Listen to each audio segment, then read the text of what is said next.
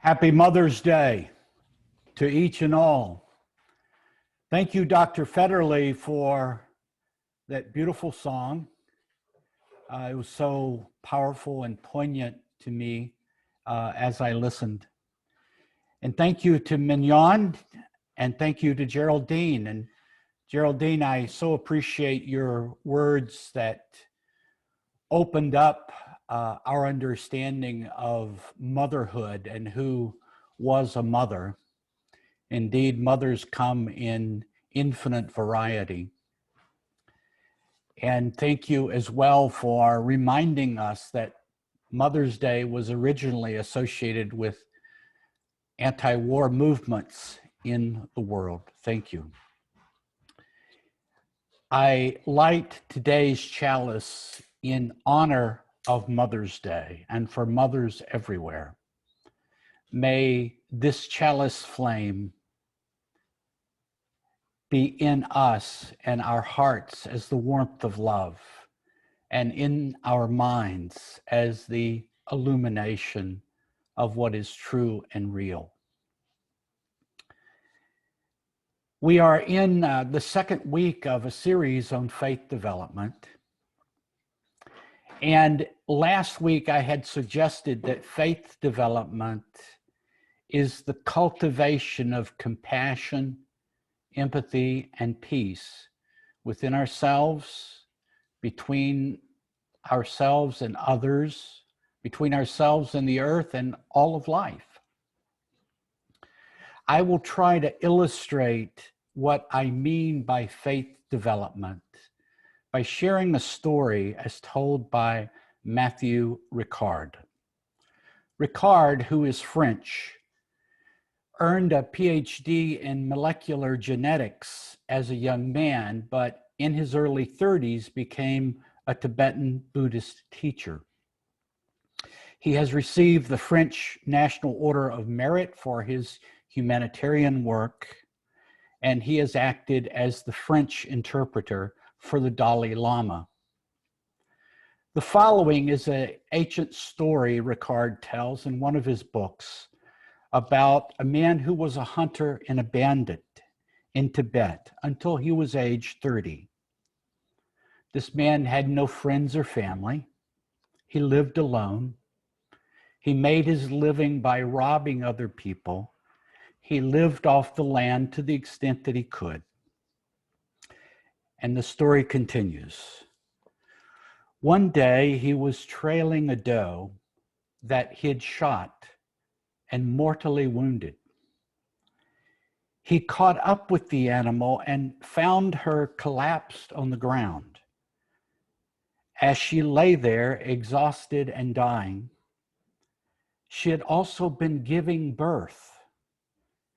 And he saw that to her very last breath, her only concern was with the newborn fawn she was lovingly licking. The sight completely overwhelmed the hunter, and he decided then and there to give up hunting and the life he had led. Soon, the preoccupations of ordinary life seemed to him futile and deceptive, and he devoted himself thereafter to meditating on love and compassion and studying the scriptures that would direct him. This story is about a man that went from a life of violence, isolation, mistrust, and betrayal to a life directed by compassion. The thrust of that compassion continually reinforced by what he read and what he did. A shift occurred in his life in which he had witnessed selfless acts of love as seen in the mother deer toward her child. The thief's basic beliefs changed. Cherishing, loving, nurturing, affirming life in his own individual life and in those around him and in all members of creation became foremost. He found resources to help him on the path. This depiction of a change, though it is dramatic and concentrated, is what I mean by faith development. I look forward to pursuing this theme with you in a few moments.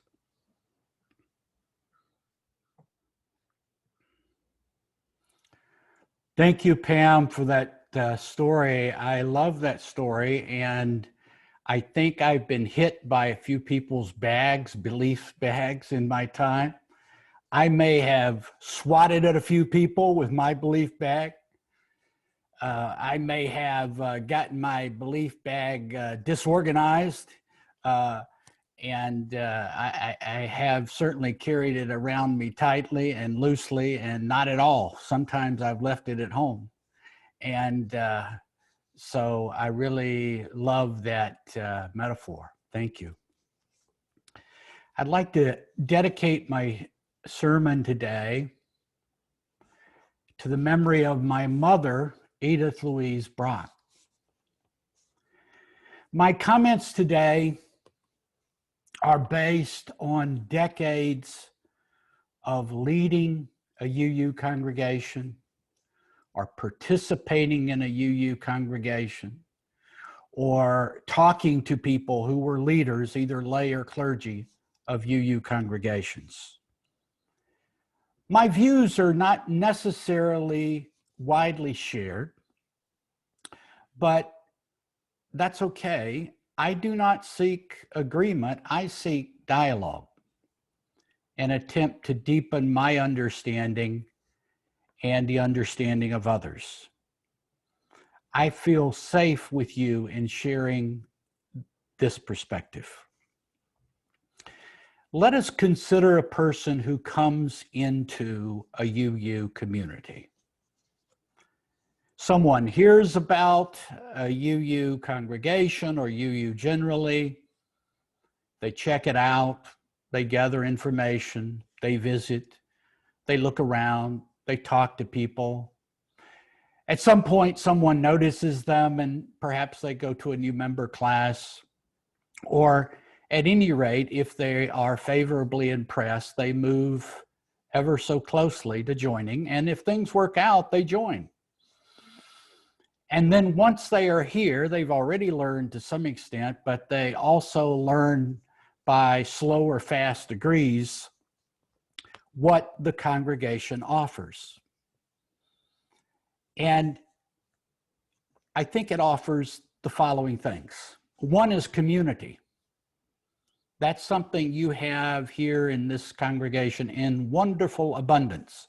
It's love, it's fellowship, it's fellow caring, it's being involved in the life of other human beings and caring what happens to them. It involves supporting other people. It's something that's severely needed in our society. And you do it so well at this fellowship, and it's done pretty well in many congregations across the country in the form of covenant groups, in the form of many different types of activities. The second thing they discover that UU communities offer is engagement in social action, anti-racism work, environmental work, justice work.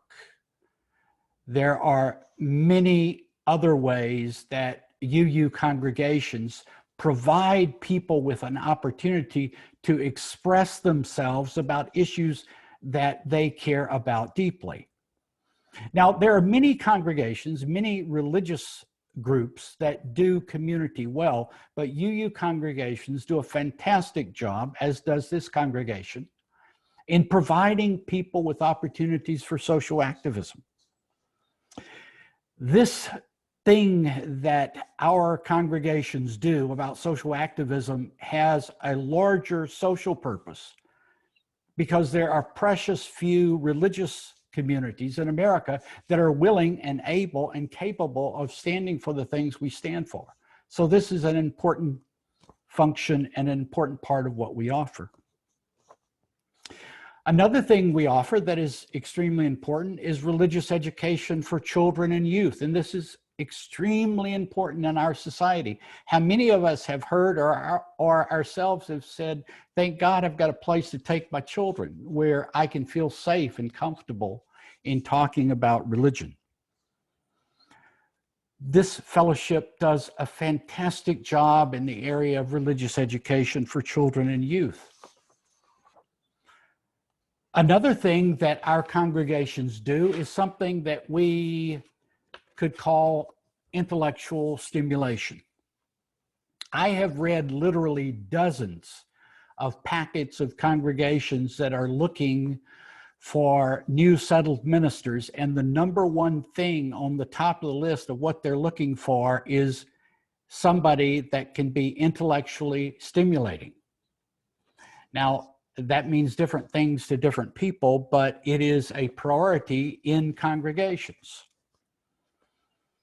We work hard to provide forums, classes, adult education classes, sermons, and so forth that will intellectually stimulate us. I would also add that we are a refuge. We're a refuge for many people. I, at one time, was a refugee from conventional religions. I am thankful every day for what the UU movement offers us. An alternative, a more pluralistic vision, a place where, like Pam, we can have our sack into which we bring our beliefs, and we can select from what really matters to us and put it in there. And we don't have to hold it tight. We can be open with it. That's a wonderful thing. For some congregations, not all, but for some UU congregations, there is also the added benefit of a covenantal community, which is to say, a community that is dedicated to trying to get people to awaken to the importance of living in covenant. And this congregation is doing a fantastic job in bringing greater awareness to this subject. However, there is one area which is by turns ambiguous and murky and slightly confusing. In response to the question, what do UUs believe? We often say, you choose what you get to believe. And we talk a great deal, correctly and rightly, about diversity. These are accurate to my mind, but incomplete answers. It is accurate to say that we affirm the right of an individual to find their own beliefs. We cannot do otherwise. But what we don't say is that quite often we do not really help individuals find and form and nurture the faith that is genuinely theirs. There is, I believe, a sort of reluctance, a lack of confidence, an emptiness even in the space where other religious communities say, this is our faith. Now, can this vacuum, if it is such, be filled by something? Well, it cannot be filled by a common set of beliefs or a creed. And so it seems that we are stuck with the model of don't ask, don't tell when it comes to the area of faith. I have a modest proposal, but I'll have to have a swig of water before I go forward. Last week, I suggested that faith development is the cultivation of compassion, empathy, and peace within ourselves, between ourselves and others, between ourselves and the earth, between ourselves and all of life. And I suggested that this process also involves dealing with the responsibilities and necessities of life. And thus faith development and living in the world is really a dance, a balance. Now, I would like to add to this list of peace, compassion, and empathy a few other things that are important. And I would include in this list gratitude, purpose, integrity, empowerment, balance, being responsible, and continuous learning. I would describe these qualities as what makes us fully human, as what helps us, like that bandit in the Tibetan story, cross the bridge between just existing on a very primitive level and becoming fully human, which is what happened to the bandit. Furthermore, I believe the statement that developing compassion, empathy, peace, gratitude, purpose, integrity, balance, empowerment, responsibility, and continuous learning is not only what makes us fully human, but that is incontestably true. Not a little bit true, not partially true, but really, really true. So what I mean by faith development is a process of developing these qualities. Now, the interesting thing is that this process of faith development, as I've outlined it, can come through any type of process: Buddhist, humanist, Christian, pagan, religious naturalism, and on and on. It doesn't matter what the means of acquiring those qualities is. All that matters is that those qualities are cultivated. There are different paths, as different as the individuals, but they all lead to one place. The Dalai Lama was asked, how many major religions are there in the world? And he said in response, there are as many religions as there are people. My experience has taught me that every individual's path, and if we may call it their spiritual path, is inevitably highly attuned to the uniqueness of that individual and no other. The best path for every individual is whatever helps a person get further down that path of a deepening peace, compassion, empathy, and so forth. Now, here's the thing. People need help in clarifying what that path is.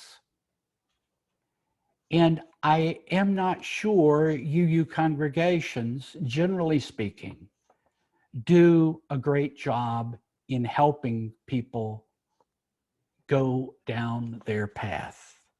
There is a labyrinth on the property of the fellowship.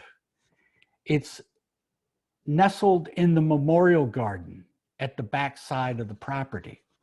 Now, I have thought long and hard whether someone put that there without anyone realizing that it was a labyrinth, or if it was done by a UU who carefully planned it, but there it is, a very simple form of the labyrinth. And it's very interesting to me because the labyrinth is a very ancient symbol of the spiritual path. It literally goes back hundreds, if not thousands of years into antiquity.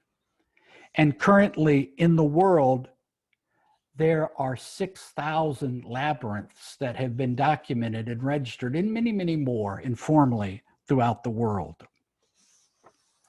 They are found in schoolyards, cathedral properties, libraries, and a host of other places. The interesting thing about the labyrinth is that it symbolizes that the faith journey involves a path, but the path is not straight or simple, and that the ways people traverse this path is always different. And there are many ways to get to the center, but all the paths lead to one center, one place. I look forward to continuing with you in this dialogue about faith development in coming weeks.